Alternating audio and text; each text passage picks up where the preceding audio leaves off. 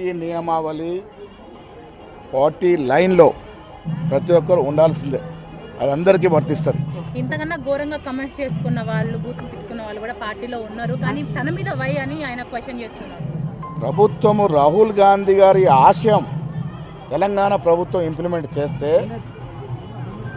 నేను ఆ భాష వాడిన కానీ ఆయన వాడిన భాష ఆ కాయిదాలను చింపేసి తీరు పట్ల ఏఐసీ చాలా తీవ్రంగా పరిగణించారు. సస్పెన్షన్ల విషయంలో రెడ్ల పట్ల అంటే ఓసీ సామాజిక వర్గానికి సంబంధించిన నేతల కులము మతము పార్టీ క్రమశిక్షణ ముందు కులము మతము పనిచేయదు, పెద్ద చిన్న తారతమ్యం ఉండదు.